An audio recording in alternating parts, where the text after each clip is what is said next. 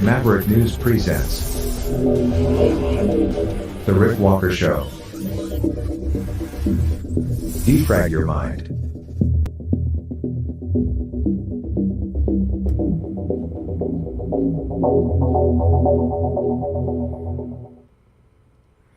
Good evening, everyone. Welcome back to the Maverick News Channel. I'm Rick Walker. Great to have everybody here. Greetings, Maverick family and new viewers, wherever you may be tuning in from.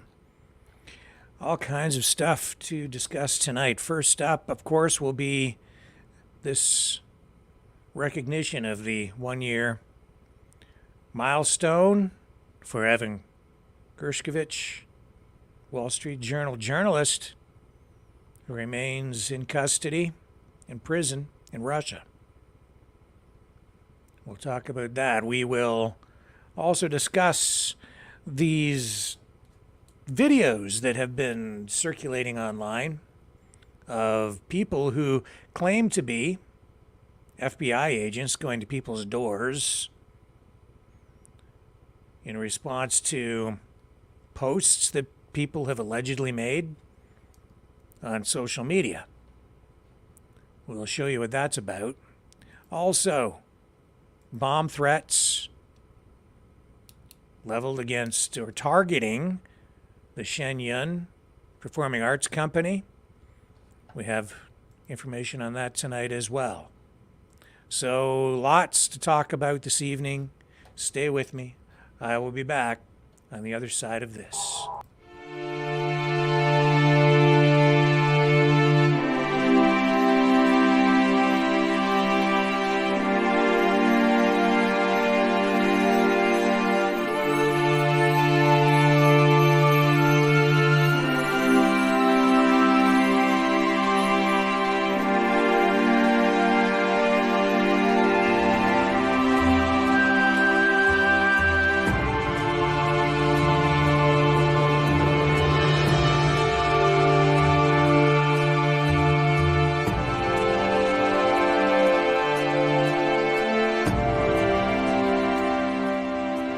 Maverick News. The world is watching.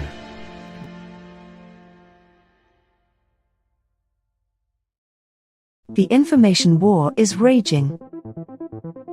Truth without integrity is worth nothing. Maverick News. Because those who have power and those who seek it must be held accountable. The world is watching. Join our family of truth seekers. Donate today and add your voice to the chorus of Maverick Knights. Donate at maverickdonations.com. Truth. Integrity. It's the Maverick way.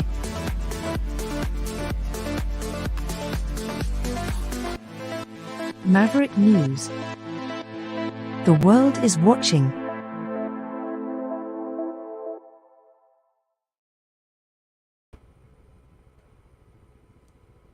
You may recall from the Tucker Carlson interview with Vladimir Putin that in the course of that interview, Tucker Carlson made reference to, asked about Evan Gershkovich, a Wall Street Journal journalist who has been in captivity over there in prison. So who is Evan Gershkovich? Well, he has now been in prison in Russia for 1 year. He was born October 26th, 1991. He's known for his reporting on Russia, of course. He currently works as a reporter at the Wall Street Journal, except that he's in jail. His background includes growing up in Princeton, New Jersey. He was raised in a Russian-speaking household. He attended Princeton High School, where he excelled academically and captained the soccer team. Later, he pursued higher education, majoring in philosophy and English.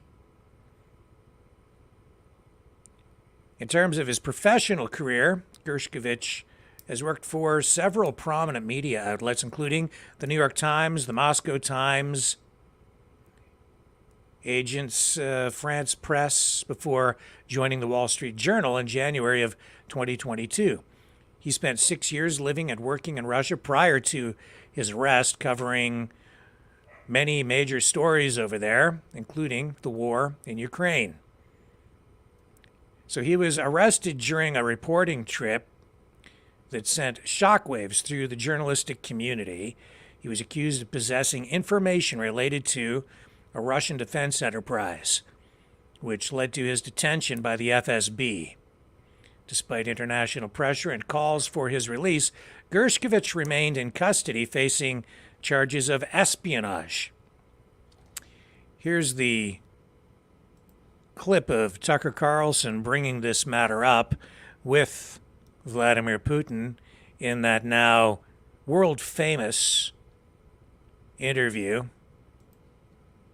I just got to ask you one last question, and that's about someone who's very famous in the United States, probably not here, Evan Gershkovich, who's the Wall Street Journal reporter. He's 32, and he's been in prison for almost a year. This is a huge story in the United States, and I just want to ask you directly, without getting into the details of it or your version of what happened, if as a sign of your decency, you would be willing to release him to us and we'll bring him back to the United States.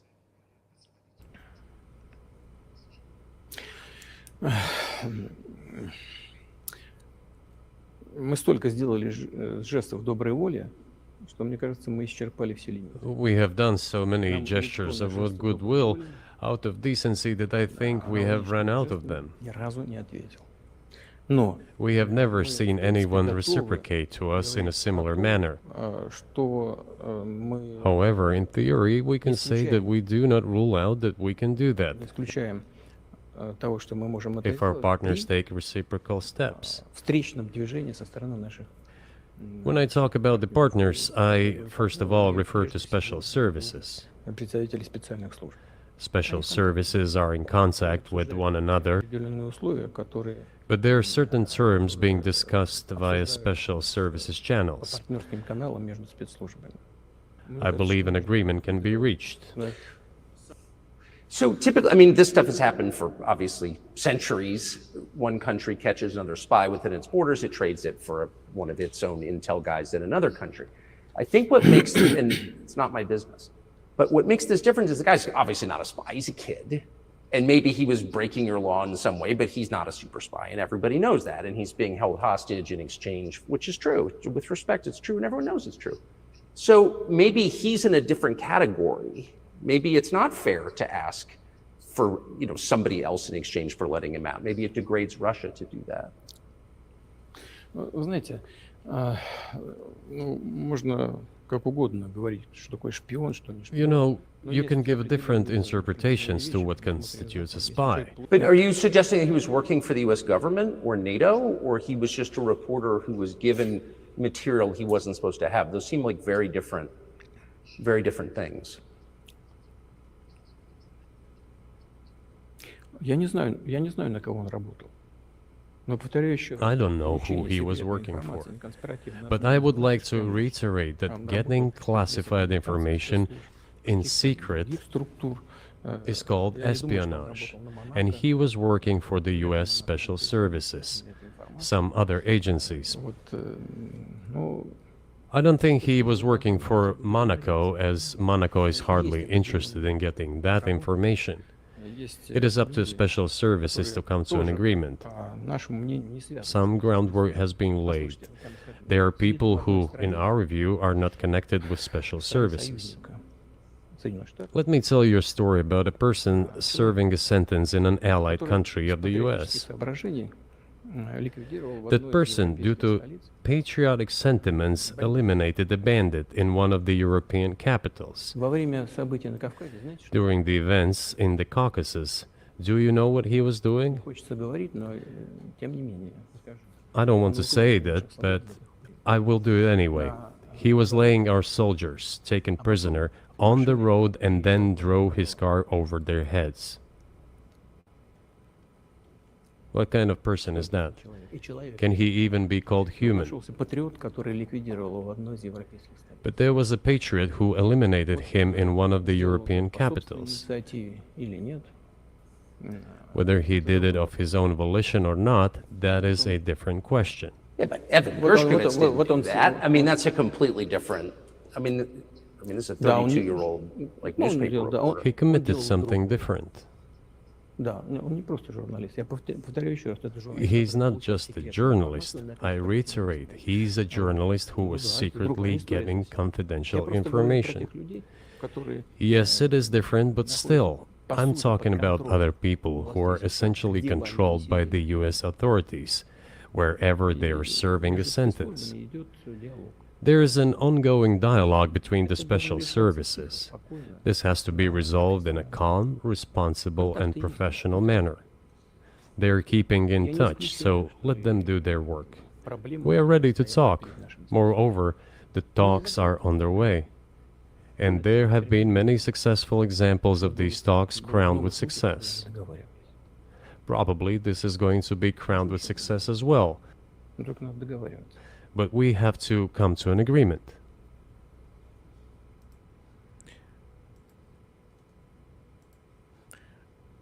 So,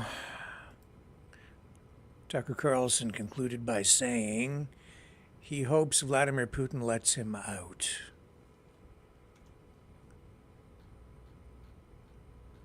But tonight, Evan Gershkovich has had his sentence extended by at least another 3 months. And while all that is going on, the Wall Street Journal has on the front page a giant blank space saying his story should be here. Just leaving that front page story wide open. Just a blank section on the front page of the Wall Street Journal. Journalists in the United States, prominent, mostly mainstream journalists, are conducting a sort of a readathon. They're reading his work over the course of 24 hours straight. And we have a clip of that for you here.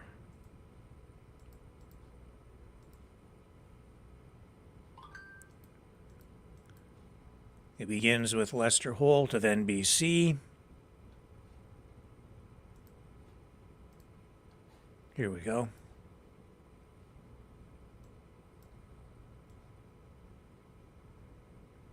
So a little bit of a technical problem there. Journalism is not a crime. Journalism is not a crime. Journalism is not a crime. Good afternoon. My name's Emma Tucker, and I'm here to kick off this readathon for Evan. Hello, I'm David Muir from ABC's World News Tonight. I'm Laura Coates, CNN chief legal analyst and anchor of Laura Coates Live. I'm Brett Baer, Fox News chief political anchor. I'm Abby Phillip, anchor of Newsnight with Abby Phillip on CNN. It is an honor to read from the work of our colleague Evan Gershkovich. I'm Nora O'Donnell, the anchor and managing editor of the CBS Evening News, and it is an honor to read from the work of Evan Gershkovich. And it is an honor to read from the work of our colleague, Evan Gershkovich. I am thinking at this moment about his wonderful family. It's an honor to be here to speak for Evan through his own words, his reporting. One day is a long time, and his work has now been silenced for an entire year. One day is a very long time. Evan's work has been silenced for a whole year. This is his journalism, and journalism is not a crime. Evan, who is now in Le Forteva prison, and he can't be released soon enough. It's hard to believe that tomorrow marks 1 year since Evan was wrongfully detained. As we observe together this somber milestone, we will continue our fight to free him.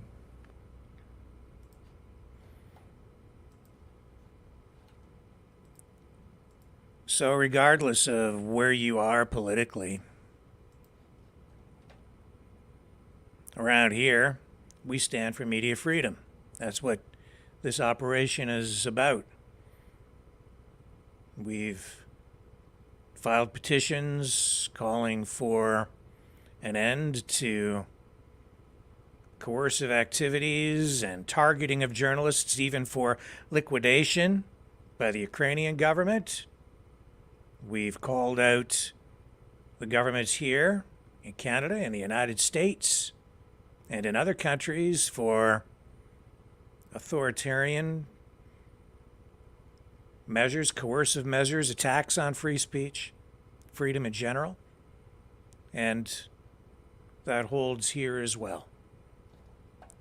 And so in this particular case, I would say it is entirely appropriate to editorialize a little bit on this, because Evan Gershkovich is a journalist with a strong track record of practicing journalism. I don't know all the circumstances surrounding his detention in Russia, but it's pretty clear to me that he is a journalist. Did he get caught up in something else? I can't say for certain. But yeah, I think that this is absolutely a story worth noting, and again, I don't think it matters if you put stock in the mainstream media or not, if you have trust in the mainstream media or not. Doesn't matter who the journalist is. If he's actually a journalist, then it's not proper to imprison someone for the work that they do. Now, I don't know. Some people I see even in the chat tonight, on one of the platforms, calling him a CIA spy. Well, innocent until proven guilty, I say. So let's see the evidence, and I'd like to see more of that too.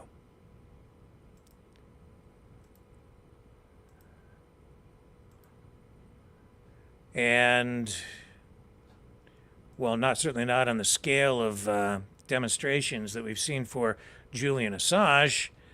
Seems a lot of people are pretty silent from certain quarters on the Gershkovich file tonight.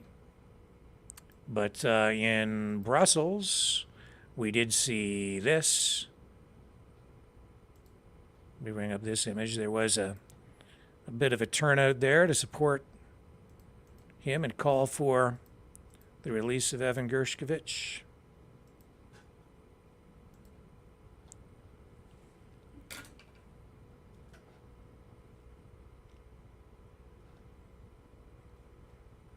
You know, the problem with journalism these days, not a problem with journalism, but the challenge that we have on the journalistic front is that I think that journalism has been infiltrated and abused by bad actors,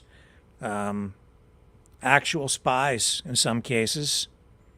And that makes it difficult for governments to distinguish between who's a spy, who's a journalist.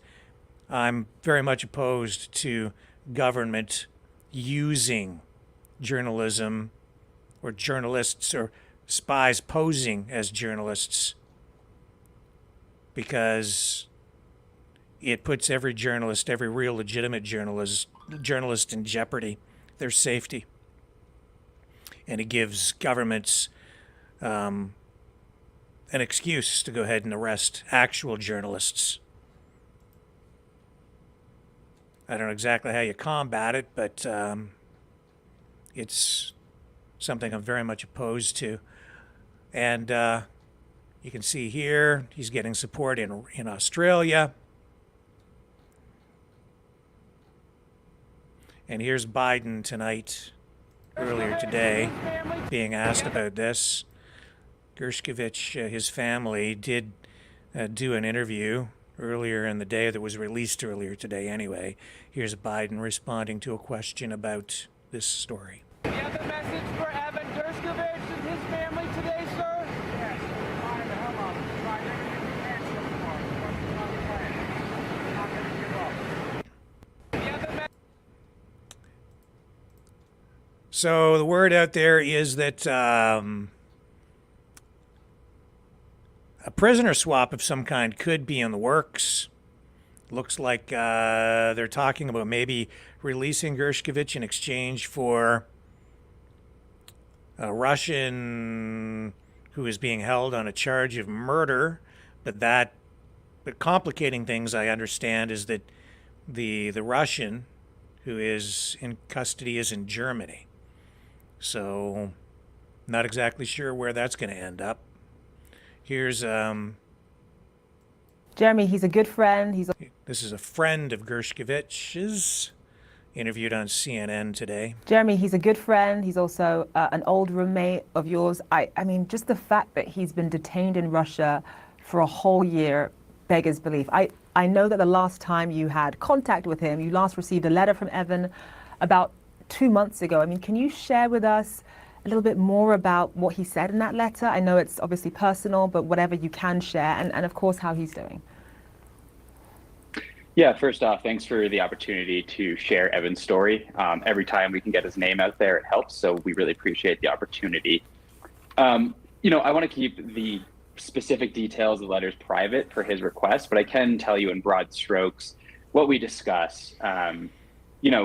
As a group of friends in New York, we try and keep him sane. He's confined to a cell for 23 hours a day, and we try and inject some levity into his life in any way we can. So, we talk about sports. I talk about my upcoming wedding that I'm planning, which I'm still hopeful that he'll be in attendance.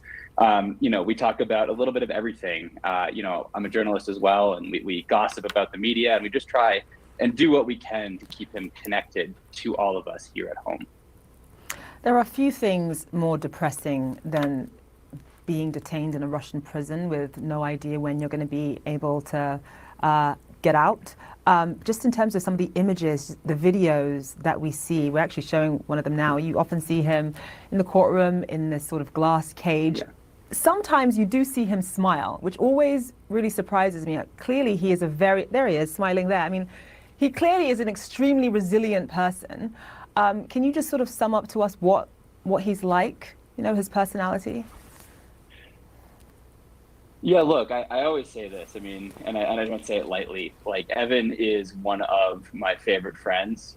He's a true extrovert's extrovert. He's gregarious, he's funny, he's absolutely goofy in his personal life, but in his professional life, he's a very serious reporter and he's very dedicated to his mission. And he's able to, have his foot in both worlds in a way that's unlike anyone else I've ever seen. Looking at him in the glass box, we sort of call it a fishbowl when he does his appearances in the courtroom.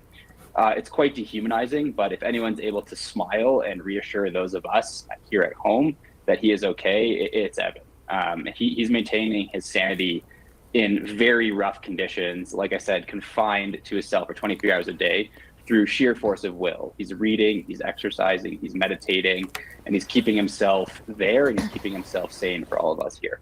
I mean, being confined to a cell is very difficult for most people, but especially if you're an extrovert, especially if you love hanging out with your friends and you love going out and you love people and you have a gregarious personality, as all of Evan's friends says that he does. Where do you think he's drawing his strength from at a time like this? I think he's drawing his strength from his parents and his sister. They correspond almost once a week, once every 2 weeks.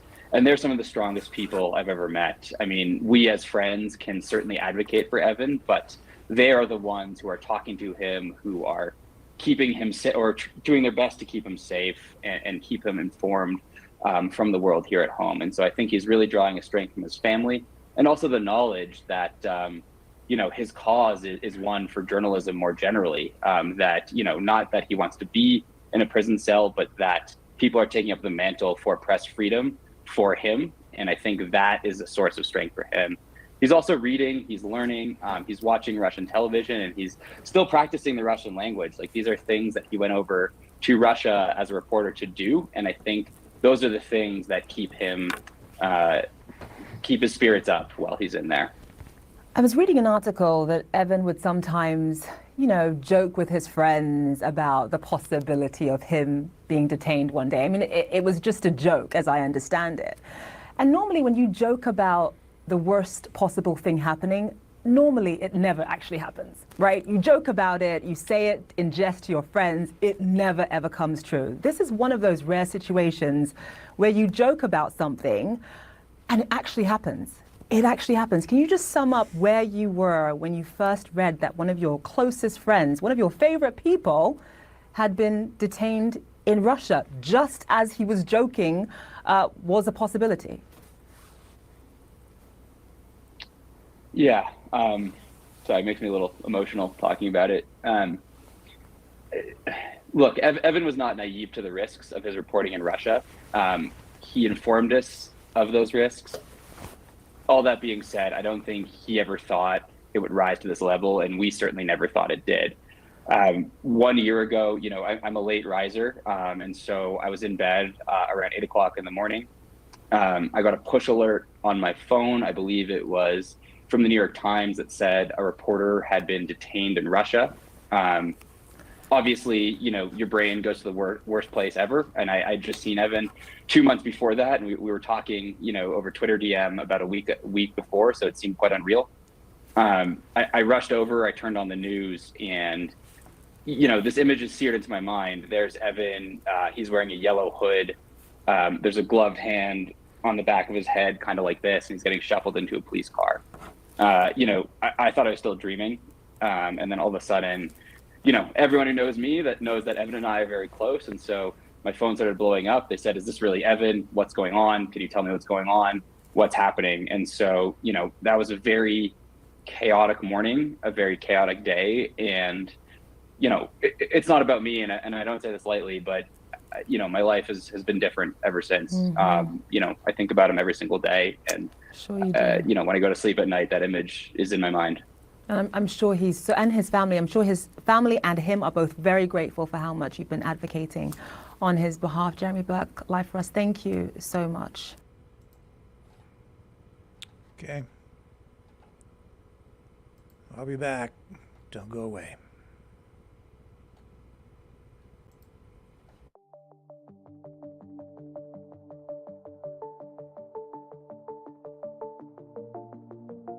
Greetings, brave Mavericks. Our quest for truth continues. We go beyond fake news. Together we expose propaganda. Together we pull others out of rabbit holes. We are maverick thinkers. We are all unique individuals. Defenders of individual rights and freedoms. Credible. Trusted. Grounded in reality. Maverick News. Maverick News. Defending free speech. Free speech. Donate at freedomreporters.com. Do it now. Tomorrow may be too late. Maverick News. The world is watching.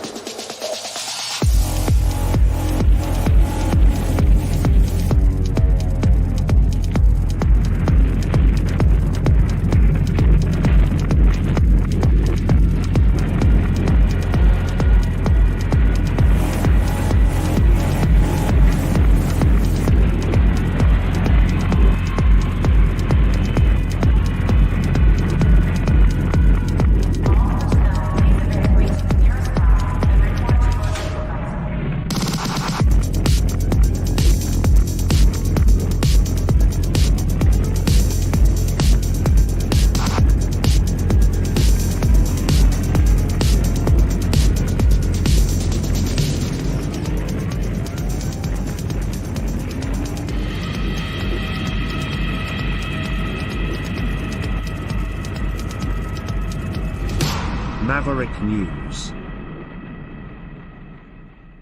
The world is watching. So I'm sure that everyone has seen the commercials for the Shen show.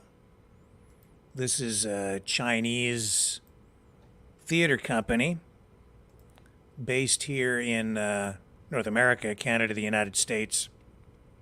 They have a number of different performing groups that travel all across the United States and Canada performing this show that, as I understand it, I've not been to the show, but it's supposed to be a representation of Chinese culture before communism asserted itself in the country. It's very colorful, a lot of acrobatics and dancing, quite spectacular as I understand it. I've heard some people say it's a spectacular show. Well, we have received word that the theater company has now been targeted on at least, well, there are 3 different bomb threats targeting the theater company in Santa Barbara 2 times and once now in Vancouver over the course of the past 2 weeks. So this came to my attention during the day today. Obviously, an issue of real concern. It's apparently these bomb threats, which have been reported to police, and there's a police record of this stuff, and the bomb threats in some cases have come in by email. And there is evidence to suggest that these people are connected in some way to the government back in China. This is what is being distributed. I shouldn't say distributed, but this is a copy of an email that has been made public with some redactions, obviously, here.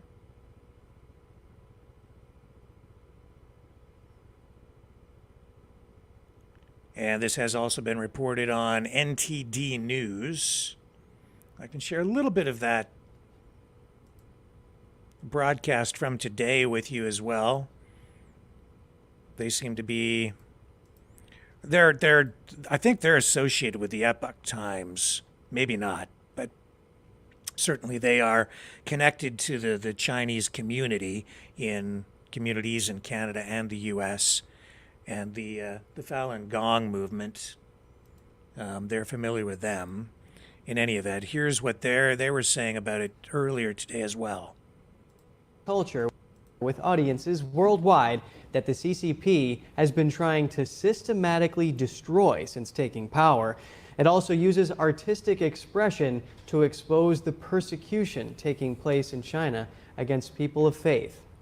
Since its formation, Shen Yun has encountered various forms of CCP interference, harassment, and vandalism over the years. But the communist regime appears to have added a new tactic to disrupt the performances. The Performing Arts Group says it received 3 bomb threats in just over a week. NTD's Jeremy Sandberg has more on the story. The first bomb threat against Shen Yun Performing Arts this month targeted the company's headquarters in New York. An email account with a Chinese name said they'd placed a remote control bomb and threatened to detonate it. A Shen Yun representative told the Epoch Times that the FBI is investigating the incident. Then email sent to 2 theaters threatened to blow up bombs if the theaters didn't cancel upcoming Shen Yun performances. Last week, an account name with Chinese characters sent an email titled "The Theater Has Been Bombed" to a California venue where Shen Yun was preparing for weekend shows. The email said, "We randomly placed a lot of bombs in the theater. Theater staff evacuated and called the police. Bomb technicians with detection canines found nothing in their search." A police spokesperson told the Epoch Times precautions were taken on the weekend, with no evidence of any type of explosive device. They stated the case and information was forwarded to the FBI for further investigation. A third bomb threat was sent to a theater in Vancouver, British Columbia over the weekend, but performances weren't interrupted. A Vancouver PD spokesperson confirmed that a theater bomb threat came in Saturday, with an investigation revealing it was false. The bomb threats turned out to be empty, but it's not the only disruptive efforts the Performing Arts Company has faced. So, in addition to that, they have reported also incidents to police involving vandalism to their tour buses, and specifically tires being slashed. This is one of the examples where the tires have been sliced with some sort of knife, but not all the way through. The danger there is that the tires, weakened on the sidewalls, could potentially have burst on the highway while going down the highway. So they're taking extra precautions now to inspect the vehicles, the buses, before heading out on the road. So I did reach out. I did speak with a spokesperson from the Fallon Data Info Center about this today, and we will be getting more information from them later tonight and possibly tomorrow, I expect, on the impact this is having on the theater company and the Chinese community here in Canada and the United States. In addition to that, I hope I still have the clip here queued up for you. We have a clip from, this is Sergeant Betsy Smith, who is a spokesperson for the National Police Association, and she was asked about this series of bomb threats coming in by email targeting the Shen Yun Performing Arts Company. Here she is. This is absolutely religious persecution, and it should be considered as a hate crime. So we are hopeful that the federal authorities, the Department of Justice, the FBI, as well as the local officials investigating this, treat it as such. The founding of this nation, one of the biggest parts of it is freedom of religion. And that is a part of this performance. But again, ultimately, this is an artistic performance and it needs to be protected as such. And these threats are incredibly hateful and seem to be threatening them based on their political and religious beliefs. So is it a hate crime? Absolutely. So, as I say, we'll hopefully get further comment on this over the next day or so. Here is, this is Levi Browd of the Fallon Data Info Center. I did speak with him on the phone earlier today. This is a clip, and I'm hoping to get more information from him as well. It's particularly troubling in the context, because we have to understand, we just put out a report a couple months ago, you know, again, for a dozen years, there's been a global campaign for the CCP to silence Shen Yun Performing Arts, to get their shows canceled, to target them in a myriad number of ways. The diplomatic corps are involved. We have over 130 cases of this. And so this was sort of the latest in a long string of events targeting Shen Yun in an illicit and probably illegal manner right here in the United States. So those clips coming from Epoch Times, Epoch TV, and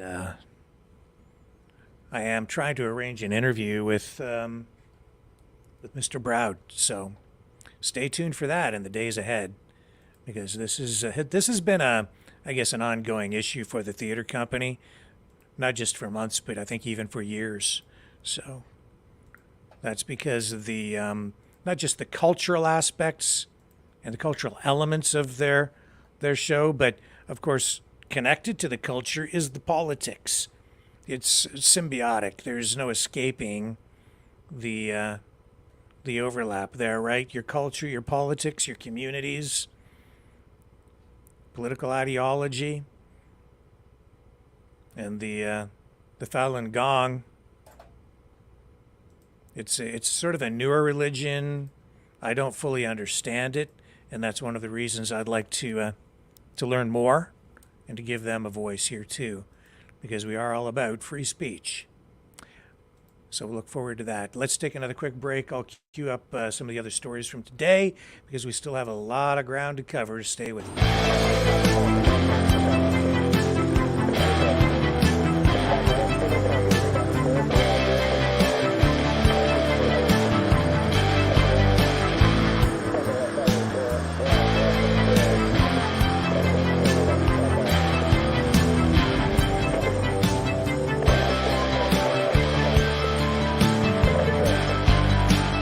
Maverick News. Fighting for freedom. Okay. You know, the news in Canada always seems to follow the news in the United States. I guess it's inevitable. Our entertainment, our media, everything is so interconnected.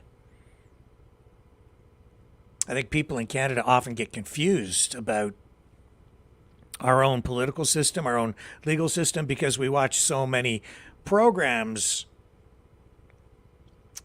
created in the United States. Our primetime TV is American primetime TV. So I think people here have it in their heads that our system maybe works more like the U.S. system than it does.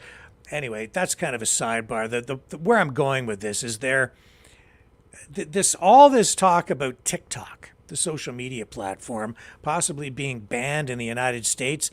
Of course, we've been watching that up here in Canada, and that is having an impact on public opinion up here in the Great White North. And of course, we have a lot of viewers on the U.S. side, and glad to have everybody here.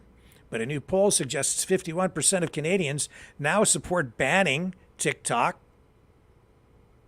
This after that U.S. bill, which aims to do just that, passed in the House of Representatives. So Canada has ordered its own national security review of TikTok. The Liberal government has confirmed that following the passage of that U.S. bill earlier this month. Now, just under a third of people polled, that's 28%, said they would oppose a TikTok ban in Canada. Leger Marketing, which conducted this poll, surveying a total of just over 1,600 Canadians, just a few days ago, actually, say that was a fairly accurate representation of public opinion within a margin of maybe just a percentage point or two. Younger Canadians, which makes up the demographic most likely to use TikTok, are less supportive of a ban, than older people, older adults. Nearly half of those between 18 and 34 have reported being on TikTok, compared to just 12% of poll respondents who are over the age of 55. I bring it up because I can tell you I've been dabbling with TikTok a little bit with this news platform that we've created here. And it seems to be almost fairer in many ways in the way that its algorithm works and the way that they distribute and rank content compared to what goes on YouTube and Facebook, for sure, where a lot of independent stuff seems to get suppressed. But over on TikTok, it seems to get a little more traction sometimes. It just seems to be more even-handed. But I know there is a lot of concern about possible spying or tracking of people because it's a Chinese-based social media company. But in this poll, 56% of Canadian respondents said that they heard about national security concerns. They're aware of it, but they're hearing about this from U.S. media. That's why it's giving more rise to concern over here on the Canadian side of the border. Nearly 3/4 of those who were aware of those reports said that they are concerned, but most, 56%, haven't changed how they use TikTok anyway. I think that's pretty pretty much par for the course when it comes to social media and the way people use it.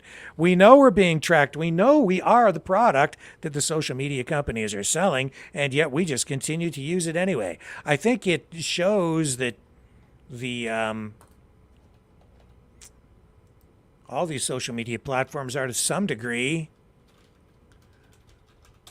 addictive. Now, 4 Ontario school boards, as another story connected to this, have launched a $4.5 billion lawsuit, where it's actually several different lawsuits with a totaling $4.5 billion against social media giants, including Snapchat, TikTok, and Meta, which has Facebook and Instagram. They are accusing these social media giants of deliberately hurting students, interfering with their learning, and harming their mental health. And they're saying that this has left teachers, educators, in a position where they have to deal with the fallout from this. I totally get it. It's definitely having an impact on everyone's mental health in one way or another. We've been talking about that extensively here. Not just because it's social media itself, I don't think, but it's because there's sometimes malicious content out there, propaganda, governments are manipulating us, corporations, big companies, advertising, and even just the nature of the medium itself is addictive. The social media companies also, it's been revealed, that they use techniques to keep you engaged.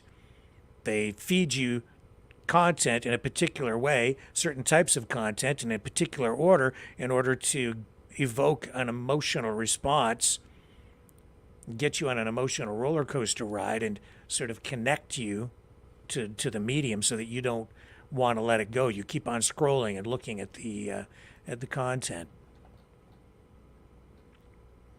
So the Ontario school boards, 4 of them, cite student struggles with attention, learning, mental health crises as a direct result of what they're saying is, quote, the prolific and compulsive use of social media products.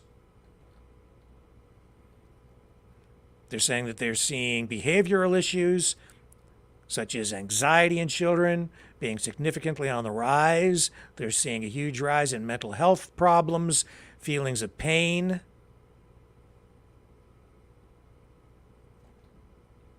Social self-esteem issues cited by some, depression, and they are also, these school boards, saying that the medium itself, the social media medium, all of these platforms have resulted in compulsive use among students. Of course, they have to prove all of this in court, and I guess also attach, in some legitimate way, liability to the social media companies. Who would end up benefiting from this in the end? Who would get compensation for this? I don't know if it's the school boards themselves that would ultimately be handed some sort of a victory and then compensation, or if it would end up filtering down to the students, the families. Not exactly sure what a win, I guess, would look like, is what I'm saying on the school board side. But lawmakers and intelligence officials have said that they worry that foreign governments could use TikTok to access user data and influence users through the social media platform's algorithm. And so, as a connected to this lawsuit is also this direct concern about TikTok because of it being connected to the Chinese government. So there's that. Boy, I'll tell you, we've come a long way. When I was young, it was all about video games. Everybody was worried about video games and television. Television was addictive, and you shouldn't leave your kids alone watching television. And there were a lot of concerns about that. And then video games came along. I remember when I was in journalism school. I did a whole series for the college radio station about video game arcades. At the time, there was all this concern out there about video game arcades being places where young people would come and get into all kinds of trouble, and then the addictive nature of the games. And that was when there were arcades, and municipalities were passing bylaws to ban them or push them into areas where they were away from schools. I would imagine a lot of those bylaws are probably still on the books in municipalities, and yet I don't know how aggressively those bylaws are enforced these days. Not that there are that many video arcades out there anymore anyway, because everybody's playing at home, online, which is just another extension of the whole social media environment, the internet. And you need to be careful what you post online, because that could potentially bring police to your door. We've shown you here what can happen with regard to that. We showed you a few months ago a clip from a Zoom meeting where a woman was threatening Prime Minister Justin Trudeau, and that resulted in her being charged. She's facing some pretty serious charges in court now. And today, there's some videos going viral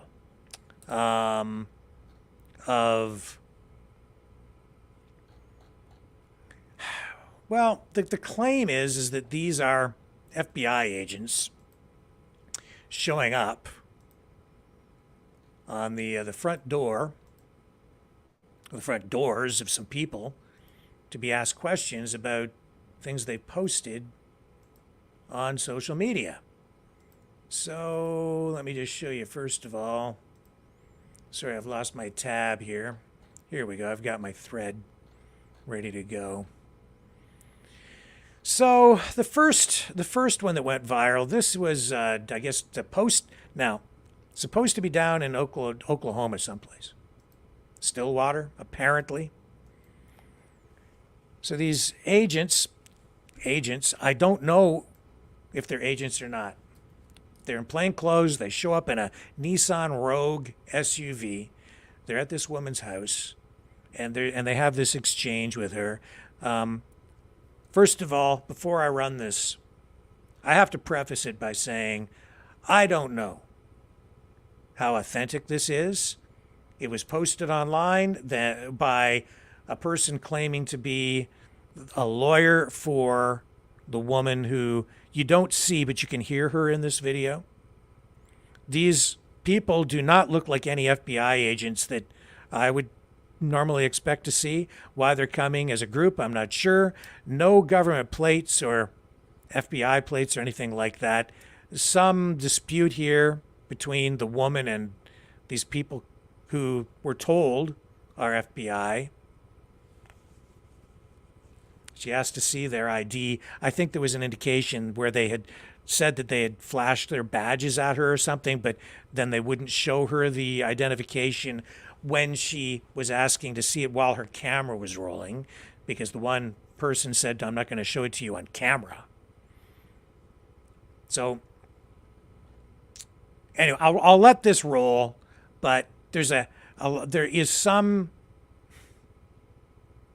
It's not really clear to me how legitimate this is, and it's not really clear. There's a healthy dose of skepticism out there, as much as there is also a healthy dose of concern among people who are saying, why is the FBI showing up at people's doors just asking questions about something I posted online with social media? And I get that, but at the same time, a lot of people are saying this doesn't look like maybe it's even real. So until we confirm, I'm not presenting this as factual. I am showing it to you because it is kind of going semi-viral out there. It's getting a lot of attention, and people have been sending it to me. Not just one person, but several sent this to me just before airtime. So I'll share it with you, but I just want to preface it. I would not take this as being 100% for sure of anything. That's not great language I just used there, but you got the idea.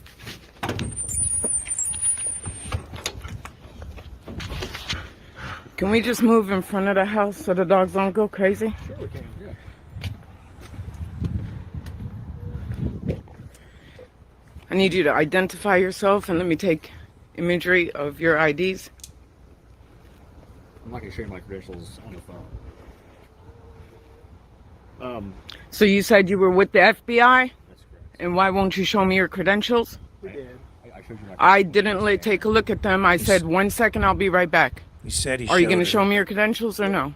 Yeah, we did already. So, and we identified ourselves. So what we'd like to do I is didn't just look have at your a credentials again. Well, I didn't verify them. I told you to wait, and I went inside. Okay, that's correct. What we'd like to do is just have a conversation with you about some social media posts that you've made. Would you be willing to talk to us today about that? No, I would not. I would like you to later talk on with my lawyer. Okay. Do you have identification Do you have a card or something for your cards? attorney that we could reach out No, to? no. I'll get back to you. Okay, all right. Do you mind just having your attorney contact the FBI office in Oklahoma City? What's the number? What are the names of the agents? I'll Google it for you. So you're refusing to identify yourselves. No, we've already identified ourselves. Again, I did not take a look. Okay, so the phone number for the FBI in Oklahoma City is 405-290-7770. Okay. If you can just call and give me your name, then we'll be able to get you in contact with us and we'll be happy to speak. And tell him that Facebook flagged me for posts. Facebook gave us a couple screenshots of your accounts. Okay. So we no longer live in a free country and we can't say what we want? No, we totally do. That's why we're not here to arrest you or anything like that. We just Well, wanna you can't discuss arrest this me with for you. freedom of speech. We live in America. Correct. Exactly. So it's kind of weird that you want to come talk to me about me exercising my freedom of speech. We do this every day, all day long, talk to people. Okay. Really, it's just an effort to keep everybody safe, make sure that nobody has any ill will or bad intent or anything like that. And we've got no reason to believe necessarily that that's you, and that's why we just wanted to have a conversation. So do you have a conversation with everybody on the neighborhood? Do you have information with anybody else in the neighborhood? I mean, all I've done is exercise my right as an American citizen on a public social media platform with my personal opinions. Correct? Okay. Most of the individuals, right, in America, especially older generation, right, have Facebook. Are you questioning all the citizens in America? We certainly would if we had any sort of concerns.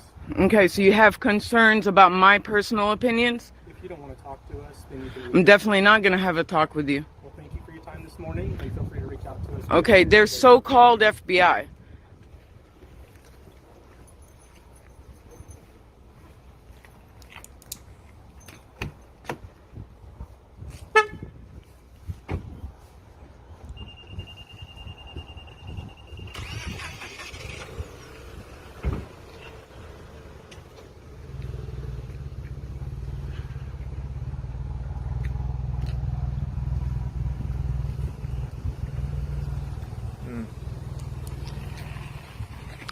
This is Rola Abdel Jawad in Stillwater, Oklahoma. This is America.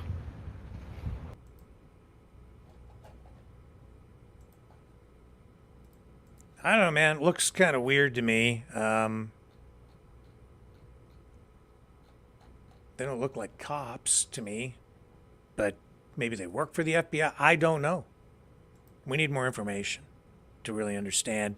I did go to that woman's Facebook page. She is very pro-Palestine.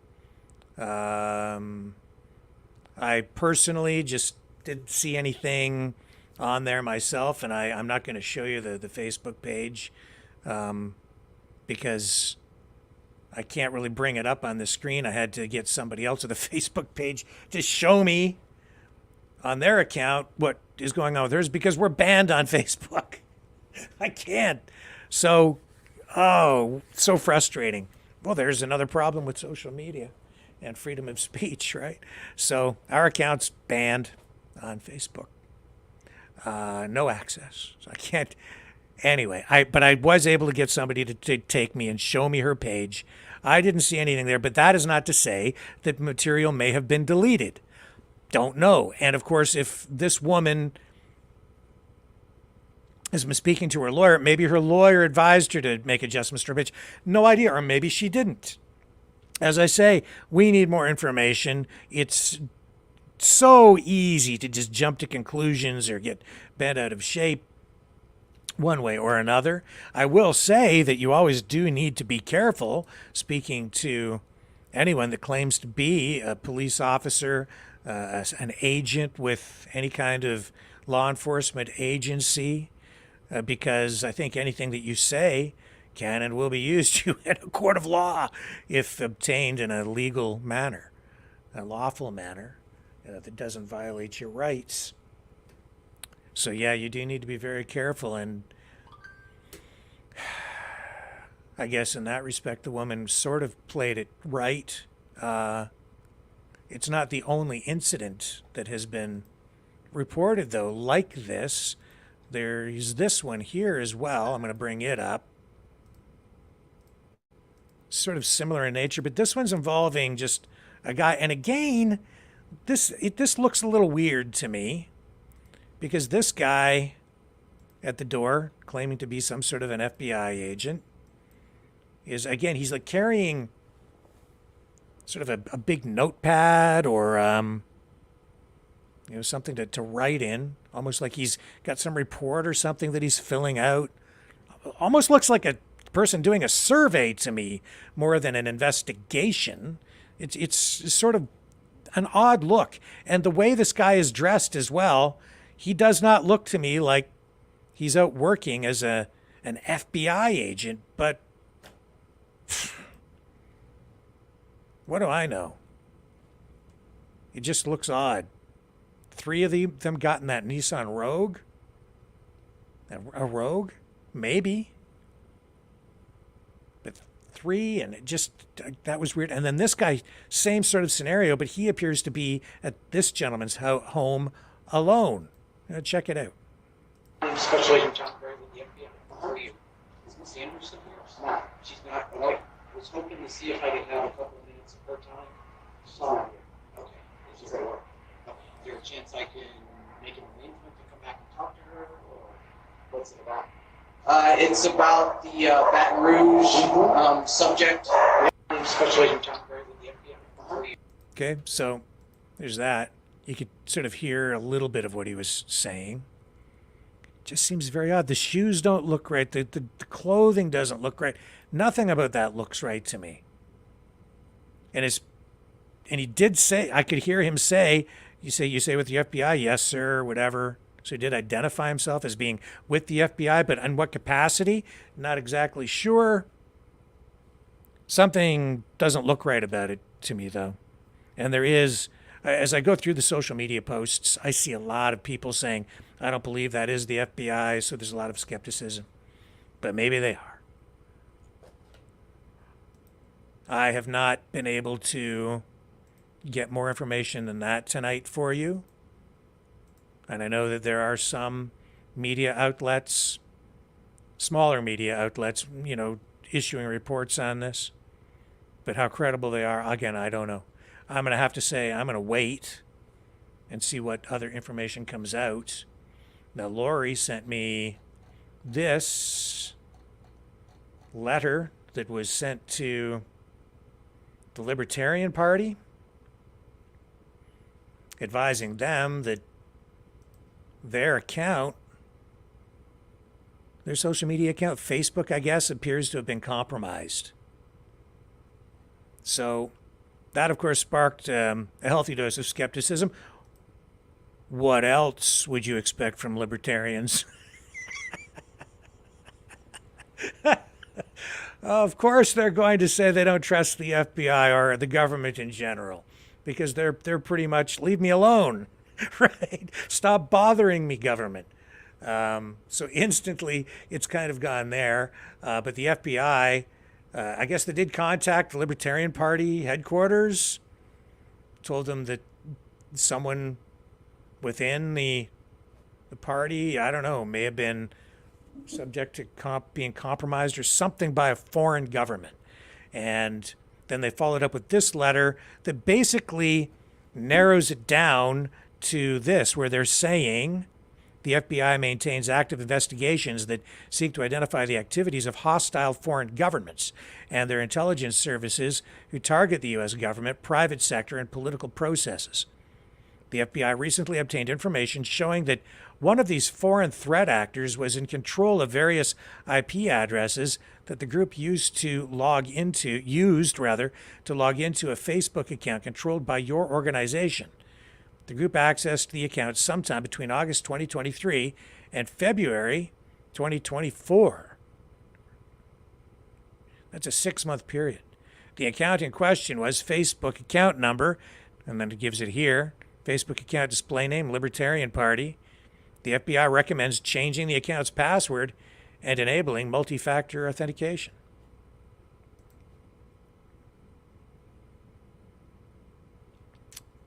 So that's interesting. Why would a foreign government target the Libertarian Party? I can think of a whole bunch of reasons why a foreign government would do that. I can think of all kinds of reasons. If they could access that account, they could get into all kinds of information, obtain personal information on people, identify people, reach out to people even, and maybe even make bogus posts to further their political objectives. So I can think of a lot of reasons why. The question is, how did they gain access to it? It seems to me maybe if the FBI is telling you that, you might have a security breach on your hands. Now, it's okay. I guess it's predictable that people are going to get their backs up. But on the other hand, one, if the FBI is telling you that, maybe you ought to listen to them because maybe you do have a security breach. Two, if the FBI is showing up on your front door, maybe they do have reason to be there. They seem to be polite. At the same time, you do need to protect yourself. But in this day and age, with all the terrorism that's out there, all the national security threats to people's safety, how are they supposed to do their job if the government is supposed to keep everybody safe? You have to find the right balance, right? And so, of course, they're monitoring social media all the time. I'm trying to tell people here on this channel as well that that's the new reality. Be careful what you say. Don't even joke about being violent in any way or saying that you want anything bad to happen to anyone. Because if you do, you open the door wide for police to come and charge you. If you just say the wrong thing, post the wrong thing. That's why we don't tolerate it in the chat over here. And you put people around you in jeopardy as well. So I don't know what might have been posted by any of these people. I haven't seen anything that appears to be illegal or would attract police to their front doors. But something brought them there. Maybe it was just a malicious, frivolous complaint from someone who didn't like them. Maybe that's what's going on. We don't know. Maybe the cops will end up helping that woman because maybe somebody's targeting her, sending screenshots that are bogus or fake to the cops. Again, we don't know. Maybe somebody's trying to hurt her. But there wasn't enough information in that video to really drill down and get to the truth of the matter. But it is being presented online as though the FBI is acting in a really sinister manner. I don't know. Now, we do know that we had the Twitter files, and absolutely the federal government was directing censorship online through these social media companies in an unconstitutional way on the U.S. side. We do see up here in Canada that the federal government is implementing new censorship measures through new legislation. Certainly trying to crack down on what they say is misinformation and trying to get a hold of what's going on online. And there is a lot of disinformation out there and fake stuff. But of course, if you're just using that legislation or using these tools for political purposes in order to hold on to power or gain power or expand your power politically as a government, that's inappropriate. That's wrong. But censorship is as well. It takes on a variety of different forms. It's not just what's written down in terms of legislation. Censorship, it's a coercive thing. Censorship can be imposed through fear, through peer pressure, in a variety of ways, through corrupt methods. It's a dark, slithery thing. It will creep up on you. It will, if you feel pressure in any way to censor yourself, you are a victim of censorship. If political action groups, political activists even engage in forms of censorship when they target people online that they don't like politically and try to get them canceled. When they complain over and over again to social media companies about somebody that they disagree with politically. So they'll target a Facebook page or a YouTube account and they'll file frivolous complaints over and over and over again. That's a form of censorship. Censorship comes in a wide variety. It's exercised in a wide variety of methods. It's not just, oh, there's this new censorship law. It's much deeper and darker than that. But the laws certainly help. And when you weaponize police, that is not cool. But again, I don't know what's going on there.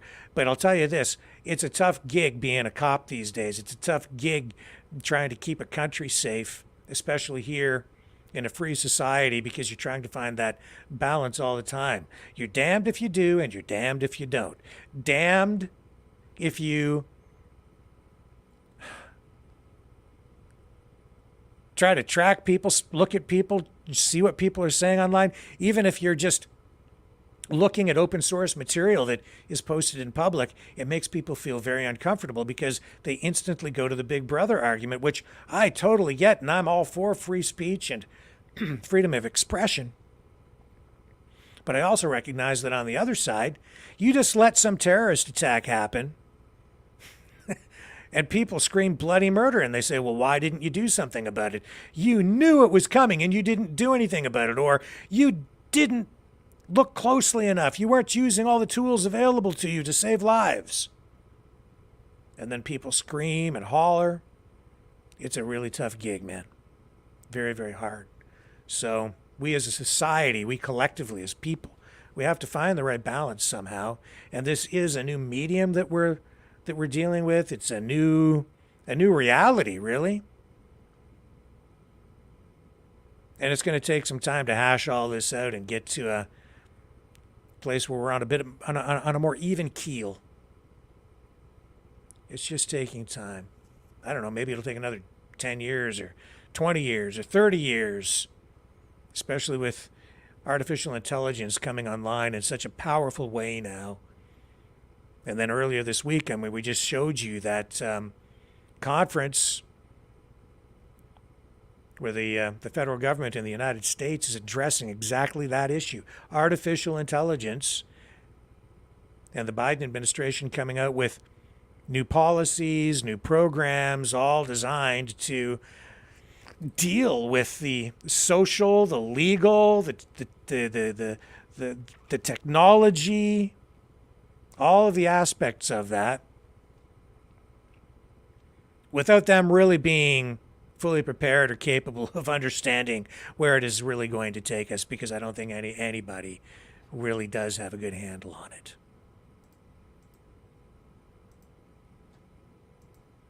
Scary stuff. All I can say is let's all try to stay calm. It's an exciting time and a scary time.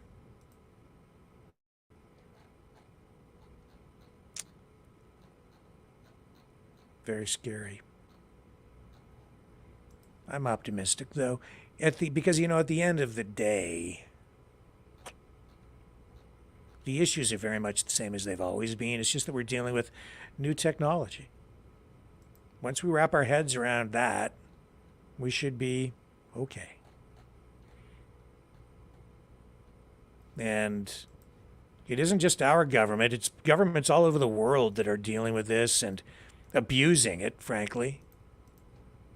And individuals and companies, corporations, all kinds of players making use of it. And that's why here you see the FBI resumes outreach to social media companies over foreign propaganda. This was actually an article from, was it 2022? On MSN. Targeting foreign propaganda coming in and having, you know, an impact on public discourse, public attitudes, public opinion here in Canada, in the United States. This specifically dealing with the U.S. side, and this article is dealing with, or making reference to, programs set up under the Trump administration to address those issues of foreign influence on social media in the United States. And then those programs were suspended when Biden came into office.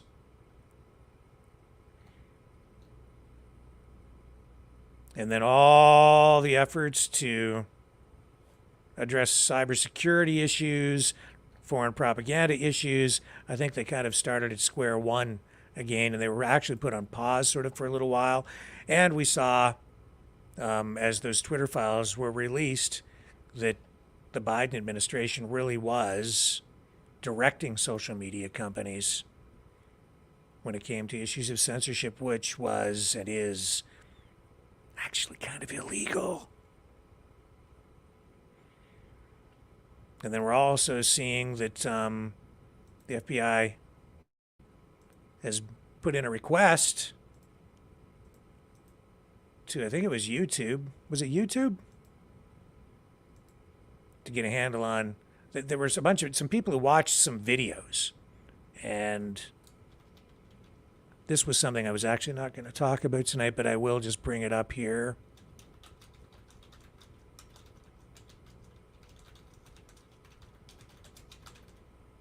But I want to make sure I get you the right information. So federal authorities in the U.S. asked Google for the names, addresses, telephone numbers, and user activity of accounts that watched a certain YouTube video or certain YouTube videos between January 1st and 8th back in 2023. According to unsealed court documents, this was these are documents obtained by Forbes magazine. What the video content was, we don't know. What these videos were about, we don't know. But of course, it has automatically sparked a flood of concerns about civil liberties, privacy, government overreach. Totally understandable. We need more information on that for sure, to find out what the heck is really going on out there. Now again, there's this balancing act, right? Who knows what the content was? Was there some legitimate reason why these investigators needed to see that information? Was there some national security threat or overriding serious threat to public safety? Was it something related to terrorism, perhaps? We don't know. I don't know. So, again, I reserve judgment until I get more information. Is it illegal for the FBI to knock on your door and ask you questions? No, they didn't in that video. I don't think they broke any rules or any laws. It might make people feel very uncomfortable, understandably. But from what I saw, nobody did anything wrong there. The woman in the video didn't do anything wrong because she was kind of pushing back and asking questions and refusing even to answer questions, which is her constitutional right. At the same time, those people who, in whatever capacity they were there under, I don't think they did anything wrong either. They were being respectful and they were just looking for information, asking if they can speak with her, and maybe it will go further through the woman's lawyer at a later time.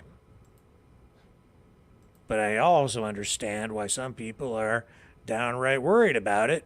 Me too. I don't like Big Brother watching, and Big Brother's watching. Speaking of Big Brother, how about Justin Trudeau? He's getting a pay raise coming up. April 1st, the same day that he's going to tax us more for carbon fuel. He's getting a pay raise. Do you know how much he's going to make now? Over $400,000 a year as the Prime Minister of Canada. Yeah. I think maybe some people think he already made more than that.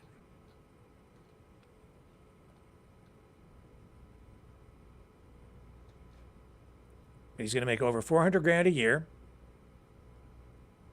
And the compensation for other members of Parliament will also increase April 1st on Monday. Pierre Poilievre, the leader of the Conservative Party, will see his base pay as an MP increase as well. So I think an MP will end up making $96,800 a year. And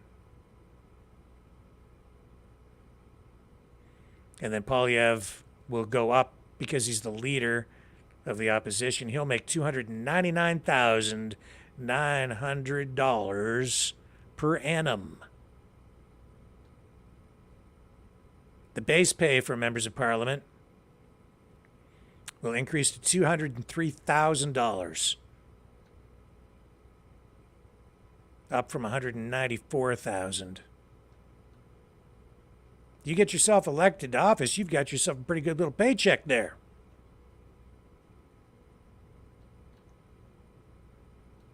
Not bad, eh? Nice work if you can get it. Of course, once you're in office, you might go unpopular, but I rarely see a politician exit on the losing side of an election or through resignation when they're popular. They usually end up very, very, very, very, very, very unpopular when they leave office. A honeymoon when they come in, less and less popular as they go along until they fall out of favor altogether. Hey, you know, the other night we had a call-in program, and I think it was Gina who phoned in. One of our favorites around here. One of our Maverick family misfits. Me included. That's what we are around here. Love you, Gina. Anyway, she was talking, I'm pretty sure it was Gina, talking about olive oil. Talking about how expensive olive oil has become. And at the time, we were talking about inflation in general. And I wasn't sure why that she had been paying so much for olive oil. But now I understand it's because olive oil is like on a price spike unto its own. And I guess that's because of problems with harvesting olives. The olive harvest, rather, has not gone well in some areas, and there's a shortage. Less olives means prices are skyrocketing. So we've seen 1 liter of olive oil was around $9 on average back in 2017. And last year, according to the most recent stats that have come out, the price broke through $10 and has been on a steep climb since, going up to $12.81 for a liter in October of 2023, $14.81 per liter average price in November. It's probably even more than that now. So it's a combination of inflation plus a bad olive harvest, which has resulted in the price of olive oil going through the roof. International olive oil industry experts say that Spain's production of olive oil was down 62% last year. Spain is the biggest producer of olive oil in the world. And so its decline in production has created a lot of turmoil within the industry.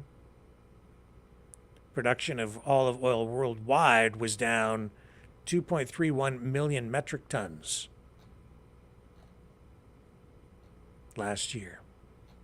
So there you go. That's why olive oil is so darned expensive. I just found that out today. So, Gina, thanks for talking to us about that the other night. I was glad I was kind of able to clue in on that today, get a little more information about it. Also, on the war front over in Ukraine, we're seeing that Russia launched a pretty major attack. They went after some power plants overnight. The Kaniv hydroelectric power plant in Cherkasy Oblast and the Dniester hydroelectric power plant in Chernivtsi Oblast. Large-scale strike targeted energy and civilian infrastructure in 10 of Ukraine's regions.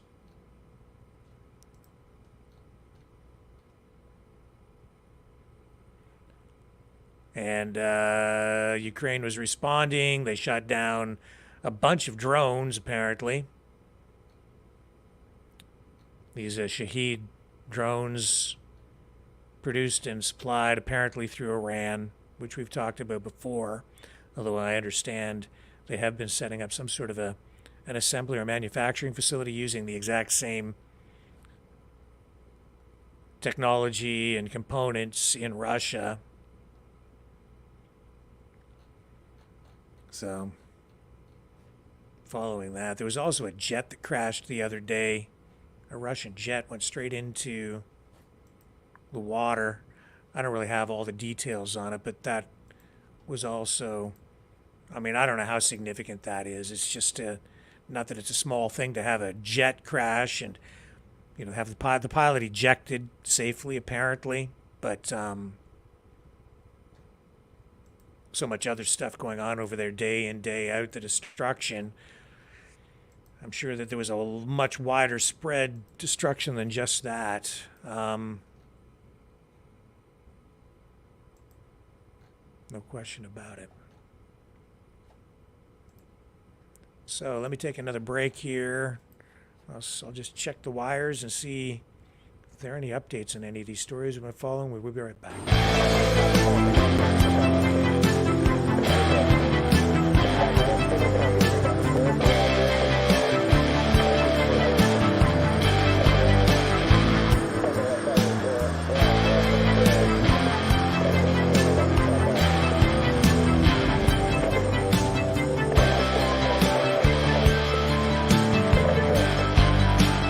Maverick News. Fighting for freedom.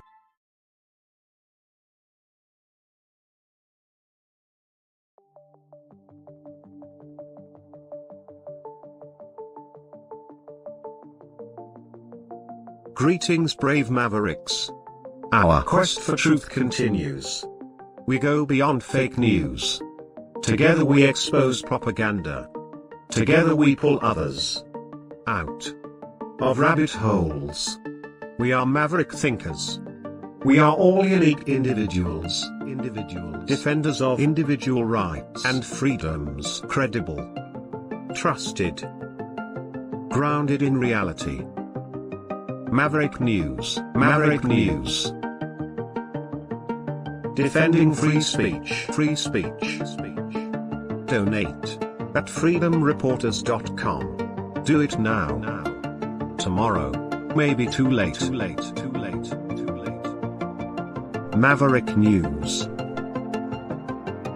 The world is watching.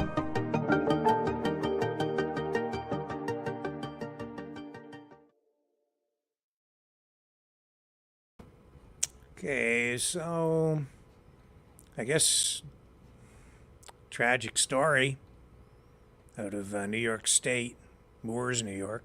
2 men from Senegal froze to death. Their bodies were found in the snow in a wooded area close to the Canadian border. This information coming in from New York State Police. They've identified these people as Abdoulaye Ndoye, Ndongo Sari. Both of them are 25 years old, from Dakar. They were found in the border town of Moores. Border Patrol agent was on a search in the woods as part of a routine. He was out there with a dog and detected a body under the snow, then found the second body as well. Police there saying, or authorities saying, that they think the men were in the woods, or rather they weren't sure why the men were in the woods, rather. But this was in a rural part of New York State, and it is an area that is known as a regular, frequent place for people to try to cross illegally into the United States from Canada on foot. Autopsies have been conducted already, and it has been determined that they died due to hypothermia.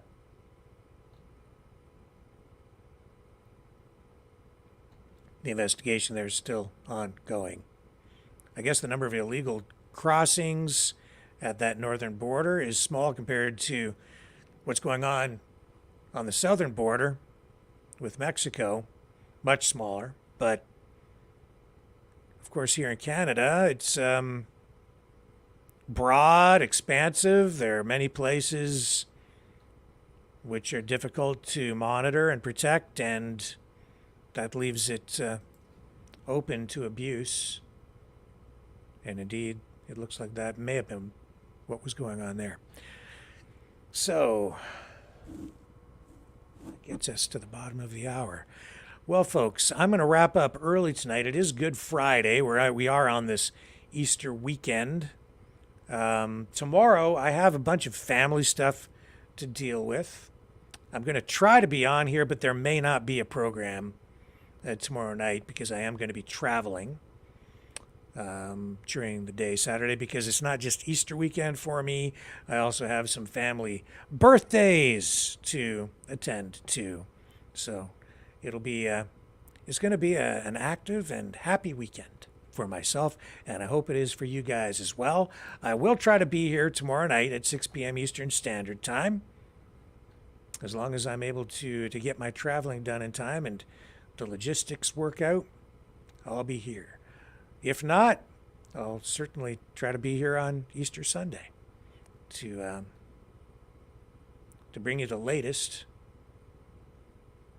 news stories here on the Maverick News Channel, where we have the antivirus programs for your mind. Catch y'all on the flip side.